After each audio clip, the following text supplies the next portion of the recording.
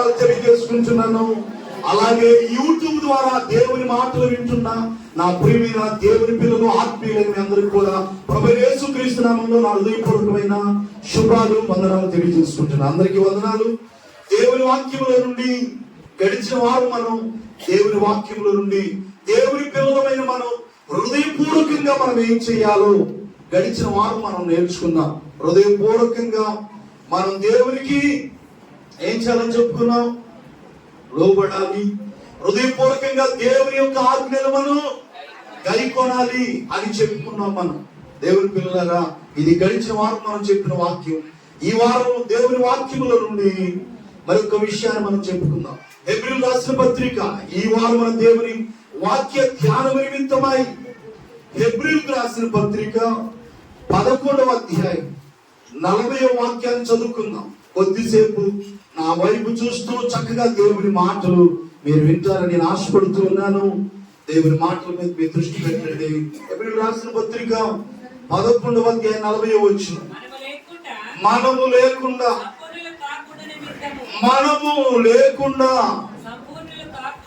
కింద వచ్చిన చదువు దేవుడు, అక్కడి నుంచి చదువు రెండో లైన్, దేవుడు మన కొరకు మరి శ్రేష్టమైన దానిని ముందుగా సిద్ధపరిచెను. చాలు. హల్లెలూయా చెప్పండి.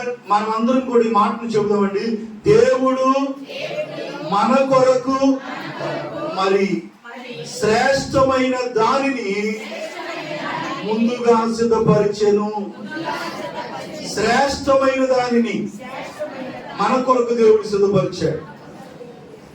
ఈరోజు శ్రేష్టమైంది ఏంటో చెప్పండి. శ్రేష్టమైంది. దేవుడట మన కొరకు శ్రేష్టమైన ఈవులు దేవుడు దాచిపెట్టాడంట. ప్రభు స్తోత్రం కలుగును గాక. శ్రేష్టమైన దేవుడు మన కొరకు ముందుగానే దేవుడు తన రాజ్యములో సిద్ధపరిచి ఉంచాడు. బైబిల్లో శ్రేష్టమైనది అనేటువంటి మాట చాలా సందర్భాల్లో రాయబడి ఉంది. ఏంటది? శ్రేష్టమైంది, విలువైంది, ఘనమైంది, మంచిది, శ్రేష్టమైంది అనేటువంటి మాట చాలా సందర్భాల్లో ఈ మాట రాయబడి ఉంది. ఇప్పుడు అన్ని విషయాలు మనం చెప్పుకోవడానికి సమయం కుదరదు, కానీ ఏది శ్రేష్టమైందో ఈ రోజు మీకు చెప్తాను నేను 2-3 మాటలు. ప్రభు స్తోత్రం చెప్పండి గట్టిగా. ఈ చదవబడినటువంటి మూల వాక్యములో హెబ్రీ గ్రంథకర్త తెలియపరుస్తున్న మాట ఏంటంటే, దేవుడు మన కొరకు శ్రేష్టమైన వాటిని దేవుడు సిద్ధపరిచాడంట. ఏంటిని? శ్రేష్టమైన దేవుడు మన కొరకు సిద్ధపరుస్తున్నాడు. అక్కడ ఈ శ్రేష్టమైంది అనేటువంటి ఒక మాటను తీసుకొని బైబిల్లో శ్రేష్టమైనవేవో కొన్ని మాటలు మనం చెప్పుకుందాం. దేవునికి మహిమ కలుగును గాక. మొదటిది ఏది శ్రేష్టమైంది అని అంటే, కీర్తన గ్రంథంలో రాయబడిన ఒక మాట మీ కొరకు చూపిస్తాం. ఎన్నో సందర్భాల్లో ఆ మాటను మనం ధ్యానం చేసుకుంటూ ఉంటాం. అయినప్పటికీ కూడా సందర్భం అది కాబట్టి దాని ప్రకారంగా మనం చూద్దాం. శ్రేష్టమైనది ఏదో మనం చూద్దాం బైబిల్లో నుండి. 84వ కీర్తన 10వ వాక్యాన్ని చదువుకుందాం. మొదటిగా ఏది శ్రేష్టమైంది అని అంటే, నీ ఆవరణంలో ఒక దినము గడుపుట 1000 దినముల కంటే శ్రేష్టం. హల్లెలూయా చెప్పండి. నీ ఆవరణములో, దేవుని మందిరములో ఒక్క దినము గడుపుట 1000 దినముల కంటే శ్రేష్టము. ఏది శ్రేష్టమైంది? దేవుని మందిరములో ఒక్క రోజు గడిపితేనంట అది 1000 దినముల కంటే శ్రేష్టమైందంట. హల్లెలూయా. 1000 దినముల కంటే అది ఎంతో శ్రేష్టమైంది. ఈ రోజు చాలా మంది దేవుని మందిరాన్ని నిర్లక్ష్యం చేస్తూ ఉంటున్నారు. దేవుని మందిరం అనేది చాలా విలువైంది. దేవుని పిల్లలుగా దేవుని మందిరాన్ని మనం ఎవరు కూడా నిర్లక్ష్యం చేయకూడదండి. ఎందుకనంటే ఎందరో భక్తులు దేవుని మందిరాన్ని గురించిన పాటలు రాశారు. దేవుని మందిరం అనేది చాలా విలువైంది. ఆనాటి పాత నిబంధన కాలంలో గాని కొత్త నిబంధన కాలంలో గాని ఆనాటి భక్తులు దేవుని మందిరానికి వచ్చేవాళ్ళు. దేవునికి స్తోత్రం కలుగును గాక. దేవుని మందిరం అనేది అన్నిటికంటే విలువైంది. ఎలాంటి వారైనా, ఎంత గొప్ప వారైనా దేవుని మందిరానికి రావాలి. దేవునికి స్తోత్రం కలుగును గాక. దేవుని మందిరం దీవెన ప్రాంగణం మానక వెళ్ళడం క్రైస్తవ లక్షణం. దేవుని మందిరం దీవెన ప్రాంగణం మానక వెళ్ళడం క్రైస్తవ లక్షణం.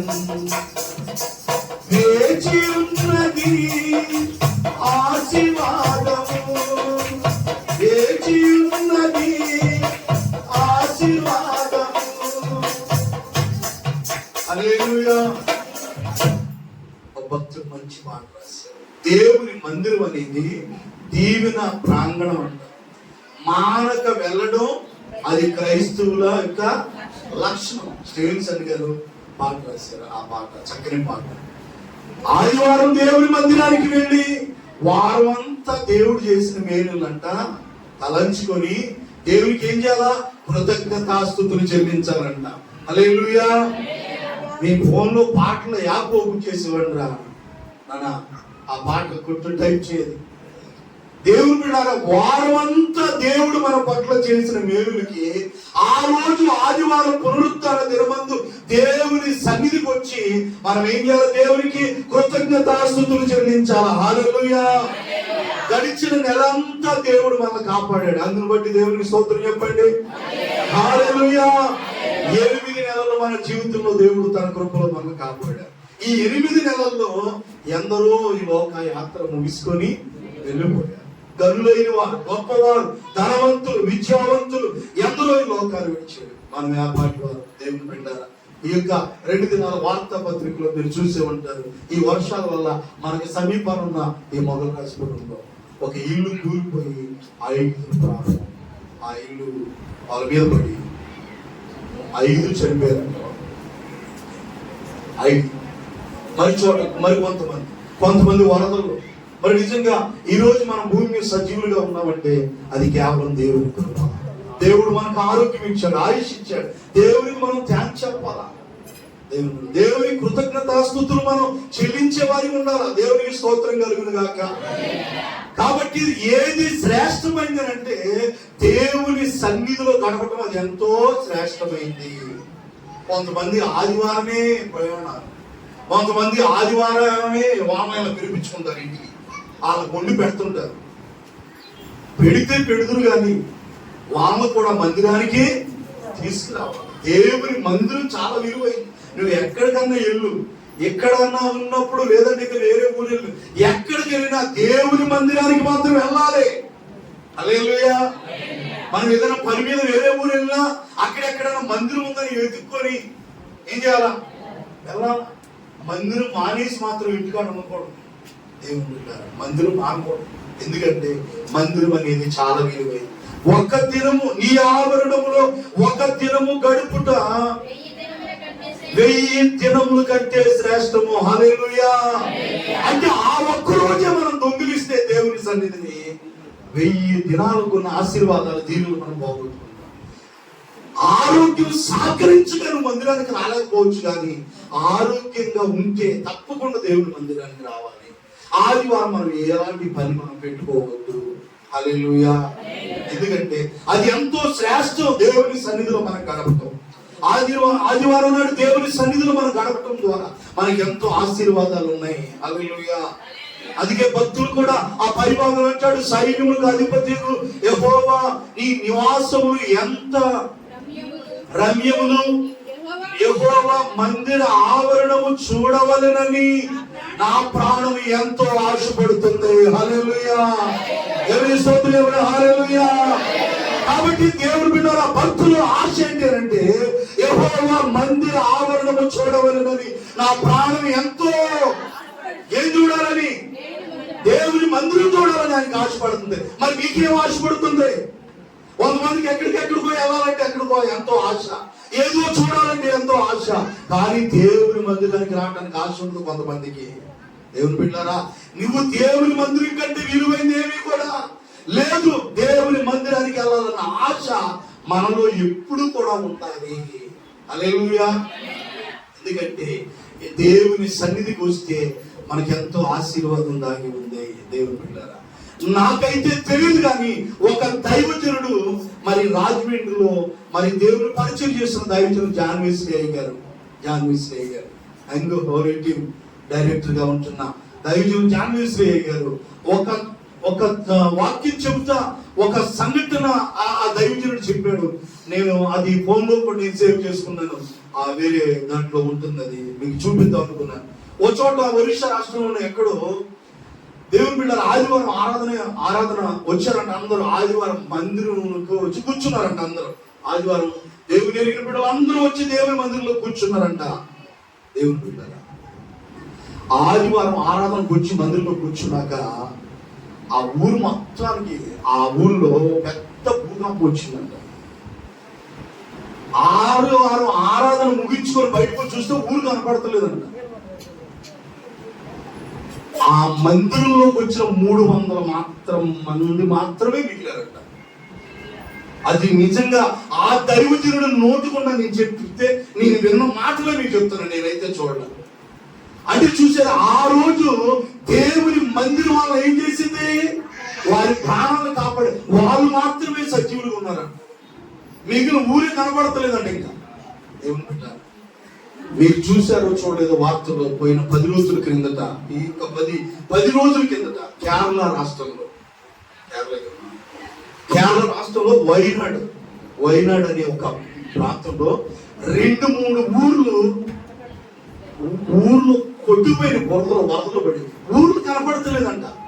ఇల్లు కనపడకపోవడం పెద్ద ఇబ్బంది, ఏదో ఇల్లు పోయింది, ఊర్లే లేవంట. ఊర్లు కొట్టుపోయిన కొండ మీద అవన్నీ కొండంతా మొత్తం లాక్కెళ్ళిపోయింది ఊర్లు. ఎంత దారుణమైన పరిస్థితి, ఎంత భయంకరమైనటువంటి రోజులు మనం చూస్తుంటున్నామండి. నిజంగా ఎంత భయంకరమైన రోజులు మనం చూస్తున్నాం. కాబట్టి ఎన్నో విపత్కరమైన పరిస్థితులు మనం చూస్తుండగా దేవుని మందిరాన్ని ఎవరు నిర్లక్ష్యం చేయొద్దు. హల్లెలూయా. దేవుని మందిరం యొక్క విశిష్టతను గురించి ఈ రోజు మీకు చెప్తున్నా. ఏది శ్రేష్టమైందంటే దేవుని సన్నిధిలో ఒక్క రోజు గడుపుతుంది 1000 దినముల కన్నా ఎంతో 1000 రోజుల కంటే శ్రేష్టం అంట. అదే ఒక్క రోజు మనం పోగొట్టుకుంటే ఆ 1000 రోజులు శ్రేష్టమైన దాన్ని మనం పోగొట్టుకున్నట్టే. మీరు ఇంకా దాన్ని తిరిగేసి అర్థం చేసుకోండి. హల్లెలూయా. 122వ కీర్తన చూడండి. 122వ కీర్తన మొదటి వచనాన్ని కూడా చదువుకున్నాం. యెహోవా మందిరమునకు వెళ్ళుదుమని జనులు నాతో అనినప్పుడు నేను సంతోషించాను. గట్టిగా ఈ స్తోత్రం చెప్పండి. హల్లెలూయా. ఏమన్నారంటయ్యా? యెహోవా మందిరమునకు, దావీదా మేమందరం దేవుని మందిరానికి వెళ్తున్నాం, నువ్వు కూడా వస్తావా అని అడిగారంట. ఎవరు? జనులు. మేము మందిరానికి వెళ్తున్నాం, నువ్వు వస్తావంటే ఆయన ఏమనుందమ్మా? జనులు యెహోవా మందిరమునకు వెళ్ళుదుమని జనులు నాతో అనినప్పుడు ఏడ్చారు అంటలేదా? ఏం కలిగింది ఆయనకి? మనోడు ఎక్కడికి వెళ్దామన్నా హుషారుగా జాగ్రత్తగా ఉంటారా? మందిరానికి వెళ్దామంటే ఎంత వేదన ఒకడికి మామూలు వేదన కాదు, తీరని వేదనడికి. ఎందుకు? ఇలా మందిరానికి వెళ్ళాల్సి వస్తుందని. అసలు మందిరం లేకపోతే మనం ఇలాగ ఈరోజు ఈ స్థితిలో ఉండేవారమా? ఈరోజు దేవుని ఎరిగి దేవుని మందిరానికి రావటం మూలంగా మనల్ని, మన కుటుంబాన్ని ఎంతగా దేవుడు ఆశీర్వదిస్తే, ఇప్పుడు దేవుడు అన్ని కలిగించిన తర్వాత దేవుని మందిరాన్ని నిర్లక్ష్యం చేస్తే ఎలాగండి? దేవుని బిడ్డారా, ఏదన్నా బలహీనస్తే దేవుడు కూడా నీకు సహాయపడతాడు. కానీ కావాలని లేరిపోయిన వాళ్ళు, మన పిల్లలు క్షేమంగా ఉండాలంటే మన మందిరానికి వచ్చి ప్రార్థన చేసుకోవాలి. ఆ సహోదరుడు వాళ్ళ కుమారుడు కోసం ఎంత ప్రార్థన చేశాం, వాళ్ళ అమ్మాయి వాళ్ళ అబ్బాయి కోసం. పాపం ఇప్పుడు కనీసం 4 రోజుల నుంచి కొట్టేశారు. అంత బాగలేనప్పుడు చావు బతుకులు ఉంటే వచ్చి ప్రార్థన చేసాం, సంఘం అంతా ప్రార్థన చేశాం. నేనేమంటున్నా, గుడికి రాలేకపోతున్నాడు ఏంటి అని నేను బాధపడ్డాను. అయ్యో మనం ఎంత ప్రార్థన చేశాము, పెద్దోడి కోసం ప్రార్థన చేసాము, కోడలు కాడ కనపడి కదా ఇల్లు తడుపుకుంటున్నారా? చాలా బాధ్యత పని చేస్తారు అందరూ. ఏం చెప్తాను భయ, తప్పదు, నువ్వు ఉన్నావు కాబట్టి నీ వల్ల తప్పే కాదు, వల్ల అవుతాయి. దేవుని స్తోత్రం చెప్పండి గట్టిగా. ఎవరు పెద్దోళ్ళు ఉన్నప్పుడు ఆ ఇలువ, నాన్న ఉన్నప్పుడే మాకు తెలిసింది. నాన్న అయితే నెల రోజుల్లో మా భాగవతం బయటపడిపోవాలి. పెద్దోడు ఉన్నప్పుడు ఏదైనా అది పోయినాక ఇంకేం లేదు.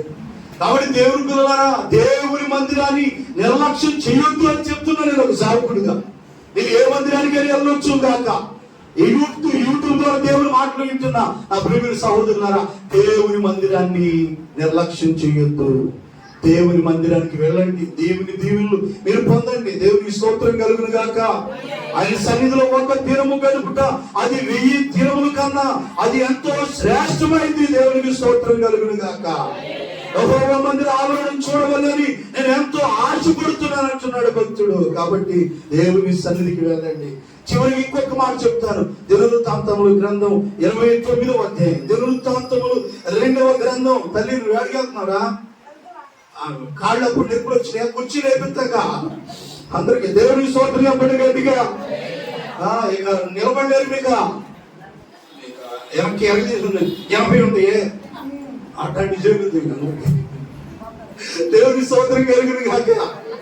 దినవృత్తాంతములు 2వ గ్రంథం 29వ అధ్యాయం 20వ వచనం చదువుకున్నాం. చదువురా తల్లి. అప్పుడు రాజైన హిజ్కియా, అమ్మా అందరు చెప్పండి, అప్పుడు రాజైన హిజ్కియా పెందుల కాడ లేచి ఒద్దెక్కినంక లేచి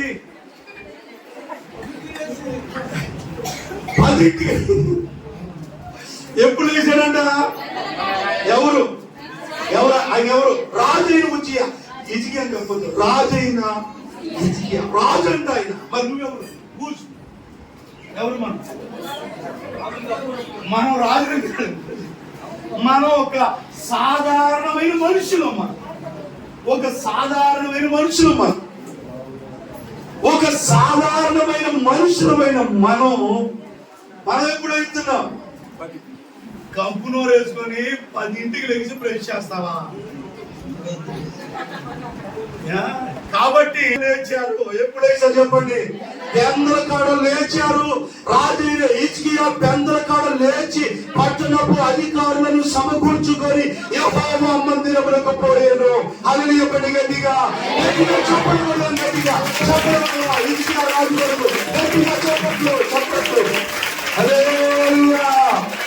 రాజైన హిజ్కియా పెందల కాడ లేచి పట్టణపు అధికారులను సమకూర్చుకొని మందిరానికి తీసుకొచ్చాడు. ఆయన రాజు వాళ్ళొచ్చి ఈయన లేపాల్సింది పోయి రాజు వెళ్ళి ఆమె లేపి మందిరానికి వెళ్దాం రండి అని ప్రోత్సహించి మందిరానికి తీసుకెళ్ళాడు. మనం లేవాలి, మన ఇరుగు పొరుగు వాళ్ళకి దేవుని గురించి చెప్పాలి. కానీ నాన్నే ఆమె అనరా, నిజే కదా ఇవన్నీ నిజంగా అట్టండి అయ్యి మేము ఉన్నాం అనండి రా, ధైర్యం వస్తుంది. అదే గట్టిగా అదే నాకు యువతులేదండి అవసరమైనప్పుడు దేవుడు సమకూరుస్తాను. తమాషా కాదు.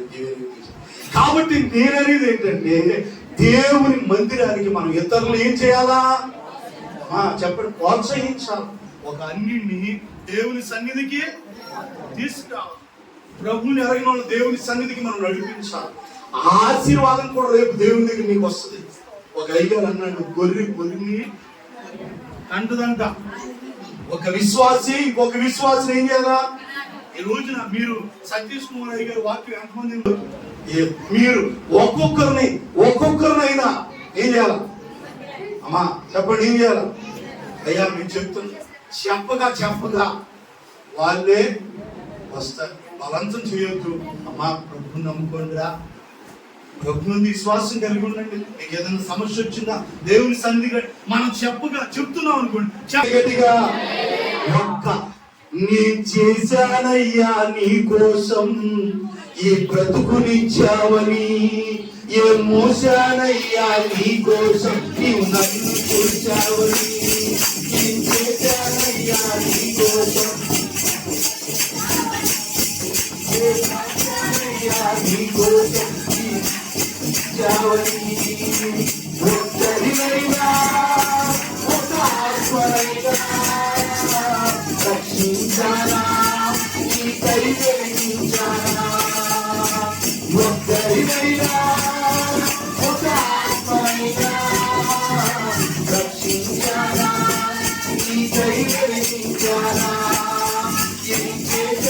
మోసారయ్యా నీకోసం ఈ బ్రతుకునిచ్చావని, మోసారయ్యా నీకోసం నీవు నన్ను చూసావని.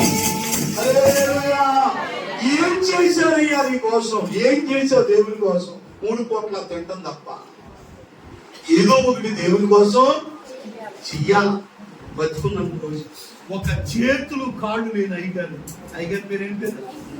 నిక్ వోయిసిస్ అని ఆ మిషనరీ భక్తుడు ఇప్పటికే సజీవుడిగా బతుకున్నాడు.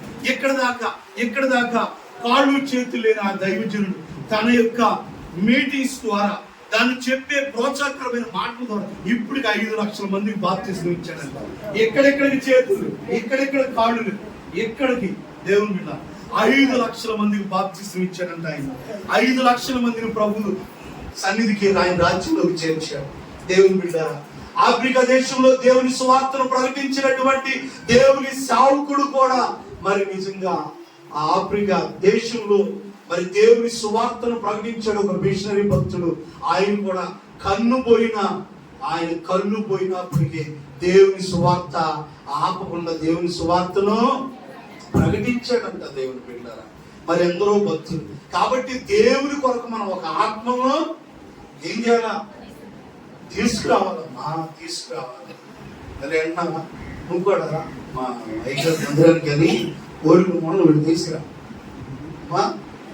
దేవుని స్తోత్రం కలుగు కాక.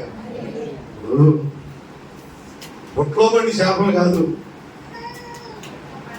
పొట్ల పడిని బయట వేసి పట్టాలి. పొట్లో పడి చేపలు పెట్టుకెళ్ళి నాకు ఇన్ని దొరికి సంతోషపడి అదే ప్రయోజనం. నువ్వు కేవలం ఇవ్వలా, నువ్వు కష్టపడి తీసుకోవాలి. ఆల్రెడీ ఇక్కడ వాళ్ళు అక్కడికే తింగిరి బంగురాలు చేసి నేను రచించాను ఎక్కడ రచించాను? నీ మొహం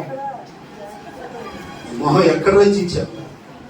కాబట్టి ఆ విధంగా దేవుని కొరకు ఆత్మను రక్షించే వారిగా మనం ముందుగాక.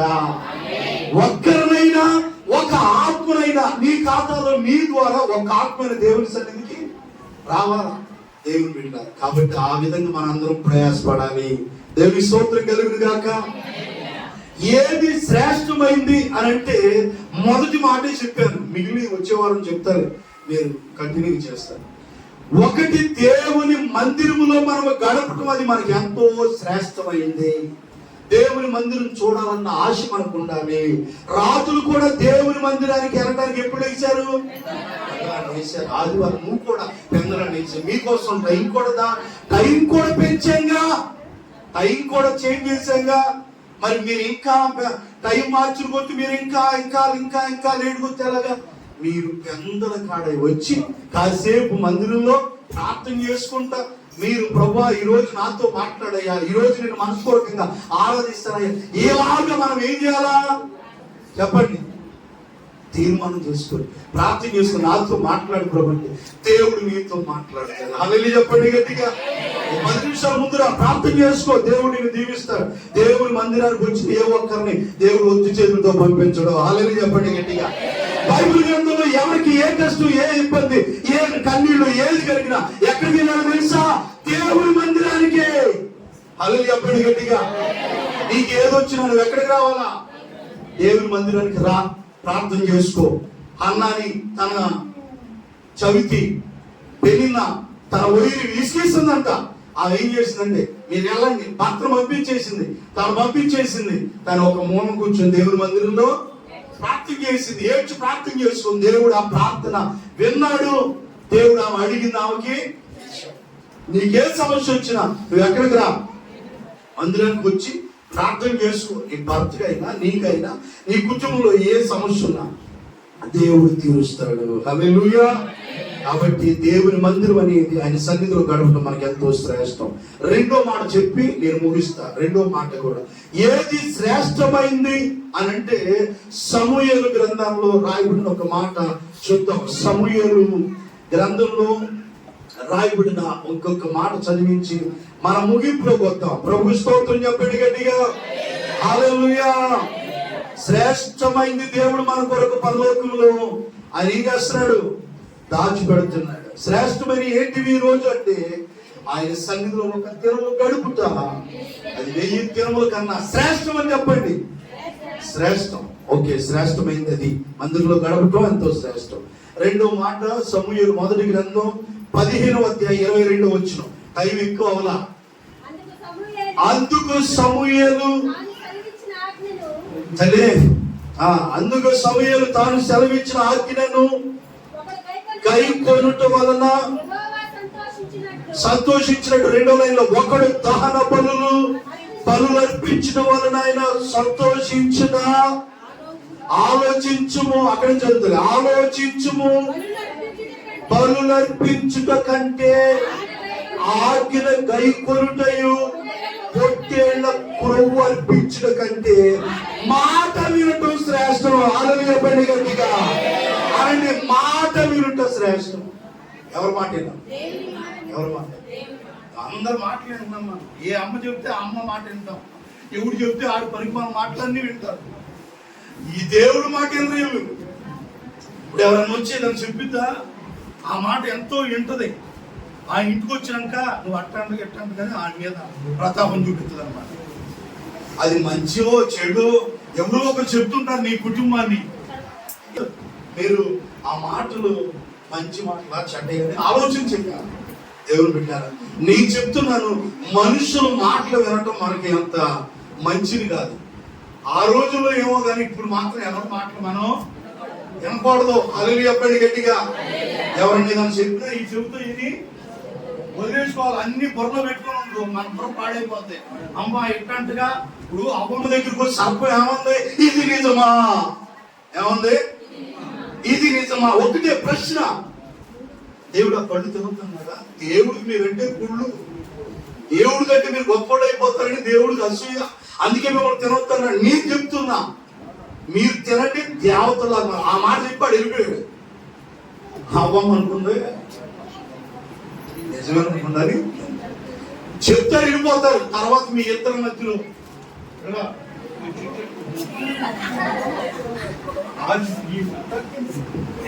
అందుకని మీరు ఎవరి మాట ఏం చేయకూడదు, వినకూడదు. ఒకవేళ విన్నా ఈయనే మాట మంచి మాట పొరలో పెట్టుకోండి, లేదంటే అంతే వదిలే. ఎక్కువ అనవసరమైన మాట వాళ్ళు వినకూడదు. దేవుని స్తోత్రం చెప్పండి గట్టిగా. హల్లెలూయా.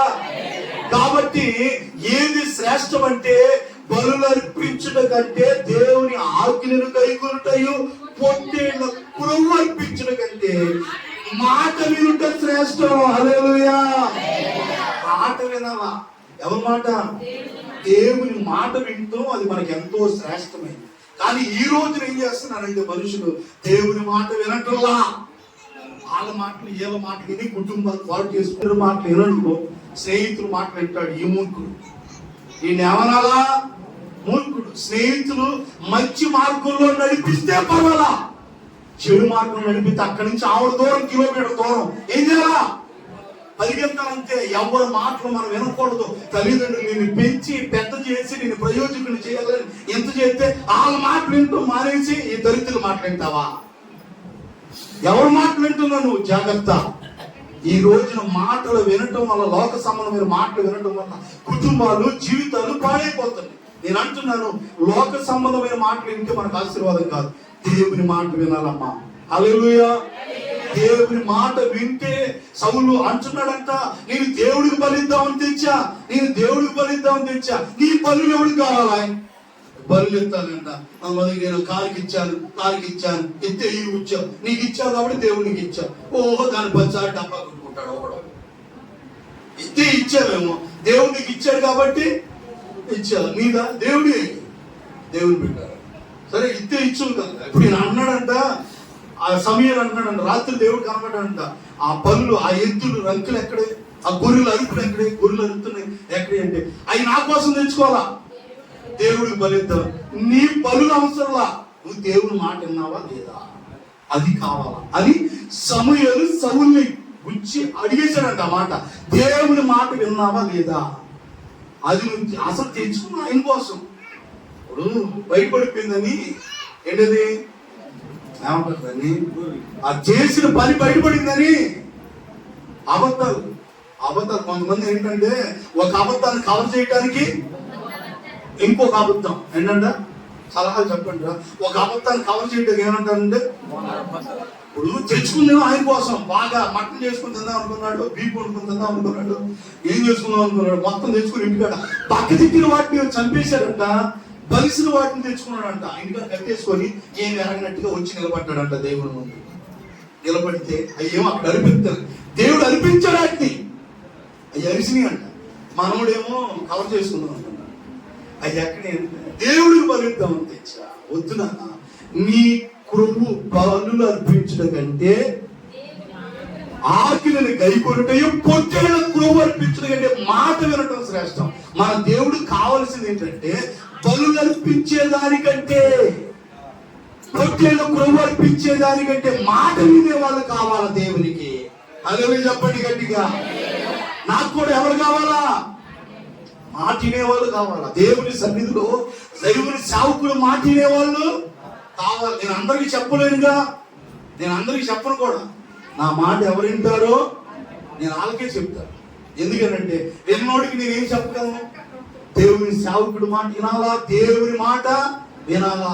లోక సంబంధమైన మాటలు మనం వినకూడదు. దేవునికి స్తోత్రం చెప్పండి గట్టిగా. ఆఖరికి ఒక మాట చదివించి నేను ముగిస్తాను. లూకా సువార్త 5వ అధ్యాయంలో మనందరికీ బాగా పరిచయమైనటువంటి మాట. ఆనాడు చేపలు పట్టుకునేటువంటి జాలర్లు చేపలు పట్టడానికి వలలు వేయడానికి వెళ్ళారు. రాత్రంతా ప్రయాసపడ్డారు, కానీ వారికి ఒక్క చేప కూడా దొరకలేదు. వాళ్ళు వలలు శుభ్రపరుచుకొని ఇంటికి వెళ్ళిపోదామని సిద్ధపడుతున్నారు. ఆ టైంలో ప్రభు వారి దగ్గరికి వచ్చాడంట. మీ తోలిని కొంచెం నాకు ఇస్తారా? ఎందుకు? వాక్యం చెబుతానికి ఇస్తారని అడిగారంట. లూకా సువార్త 5వ అధ్యాయం 5వ వచనం చదువమ్మా. సీమోను ఏలినవాడా, రాత్రంతా మేము ప్రయాసపడింది కానీ మాకేమీ దొరకలేదు. ఇది అండర్లైన్ చేసుకోండి. అయినను నీ మాట చెప్పున, అయినను నీ మాట, హల్లెలూయా పడి గట్టిగా. నీ మాట జీవము గలదయ్యా యేసయ్యా, నీ మాట సత్యము గలదయ్యా, నీ మాట మార్పు లేనిదయ్యా యేసయ్యా.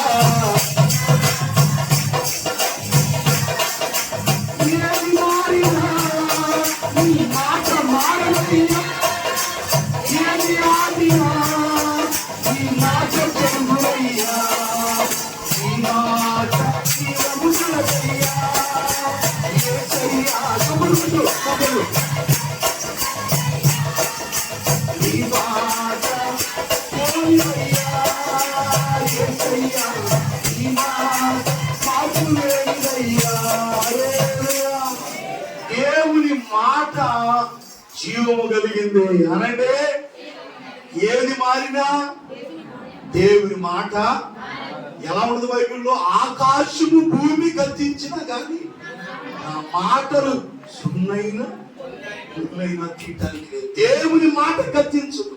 ఆయన మాట అవునంటే అవును. ఇక్కడ పేతురు సీమోను అంటున్నాడంట, ఏలినవాడా రాత్రంతా మేము ప్రయాసపడ్డాం. పెద్ద సీనియర్లు ఎవరు? చాలర్లు సీనియర్. ఏ పక్క వల వేస్తుందో, వల వేస్తే చేపలు పడుతాయి వాళ్ళకి తెలుసు. సముద్రం మధ్య నిజమే దేవుని బిడ్డలు. ఎందుకంటే వాళ్ళకి తెలుసు ఎక్కడ వేస్తే ఏ చేపలు పడితే వాళ్ళకి తెలుసు. బైబిల్లో కూడా వీళ్ళకి తెలుసు ఎక్కడ వేస్తే ఏ చేప పడితే వాళ్ళకి తెలుసు. రాత్రంతా వేశారంట, ఒక్కడు కూడా. ఆ రోజు చేపని దేవుడు ఆజ్ఞాపించేశాడు, మీరు పడవద్దు మీరు అని. అంటే ఆ చేప ఒక్కడు కూడా వచ్చి పడలా. అలా ఏలు మొహం చూసి వచ్చామో పొద్దున్నే ఏ దరిద్రం చుట్టుకుని ఒక్క చేప కూడా పడ ఎవడో తగిలే ఉంటారు. ఎలా అదృష్ట లక్ష్మి, ఎవరు? అదృష్ట లక్ష్మి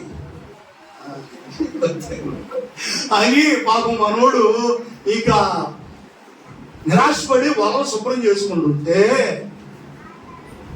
ఒకటే అనుకున్నాడు, ఒక్కసారి ధోని పోయా అందులోకి వెళ్ళి వాక్యం చెప్పినాక నేను చెప్తున్నా, ఇప్పుడు మీ ధోనిని లోతుకు నడిపించి వలలు వేయండి అంటే అక్కడ ఉన్న ఒక్క మాట, నీ మాట చెప్పును వల్ల వేస్తున్నావు అంటున్నా.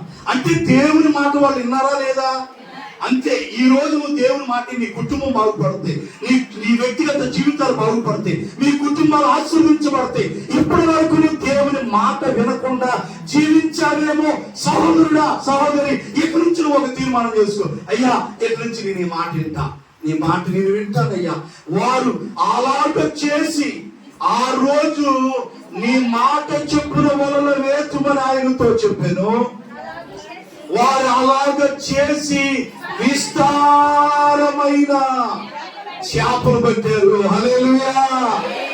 అలాగ చేసి, ఎలా చేసి?